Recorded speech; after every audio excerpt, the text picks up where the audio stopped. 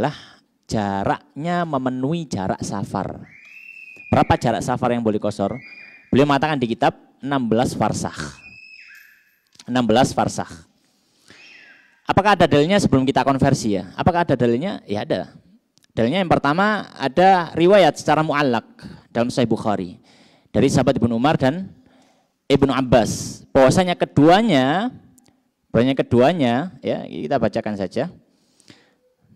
Bahwasanya keduanya ya yaksurani wa yuftirani fi arba'ati burudin. Keduanya mengqasar dan tidak berpuasa ketika mencapai 4 burud.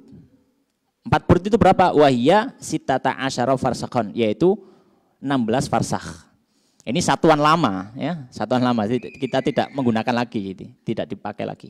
Satuan lama. Nah, ini dalam Sahih Bukhari. Dalam riwayat Daruqutni dalam sunannya ya. Nabi SAW menyampaikan apa dari hadisnya Ibnu Abbas? Ya ahli Makkah la taksuru sholata fi adna min arba'ati burud. Wahai ahli Makkah, janganlah kalian mengqasar salat kurang dari 4 burud min Makkah ila Asfan. 4 burud itu sekitar dari Makkah ke Asfan. Ya.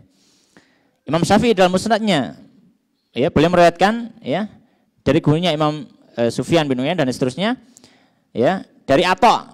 Beliau bertanya kepada Ibnu Abbas ya, aksuru ila Arafah, apakah aku boleh mengqasar salat? Kan Ibnu Abbas di Mekah ya. Atha juga di Mekah. Apakah aku boleh mengqasar salat ketika aku di Mekah pergi ke Arafah? Kata Atha. Ya. Maka kata Ibnu Abbas apa? La, tidak boleh. Walakin ila Jeddah, akan tapi kamu baru boleh qasar kalau kamu pergi ke Jeddah, wa Asfan atau ke Asfan, wa Taif atau ke Taif. Itu jaraknya sudah 4 burud itu, atau 16 farsakh tadi. 16 farsakh. Ya. Baik. Dan Imam Syafi'i juga meriwayatkan dari asarnya Ibnu Umar juga yang semakna. Dan Imam Syafi'i mengatakan wa bihadza na'khudhu, dan dengan hadis ini kita mengambilnya.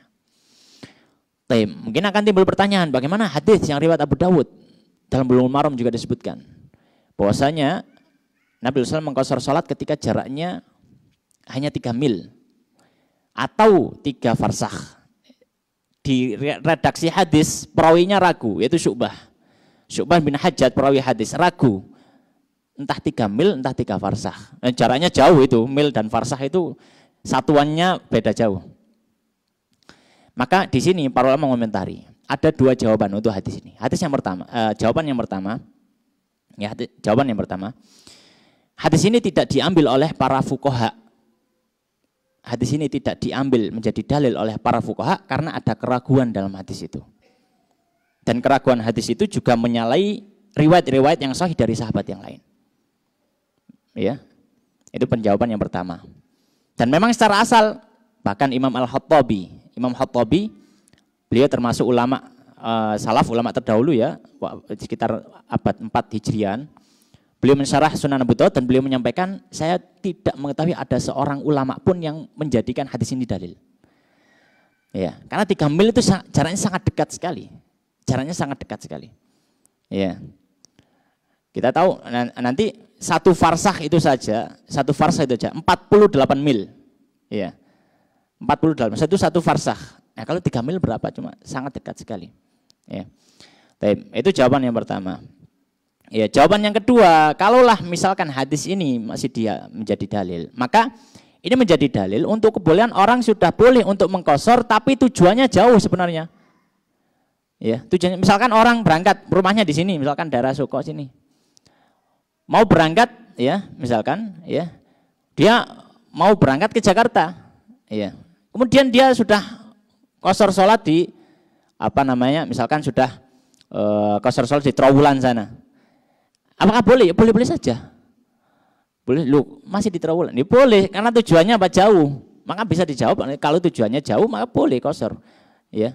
Selama dia sudah keluar dari area kampungnya, area kecamatannya, itulah namanya seperti itu. Baik.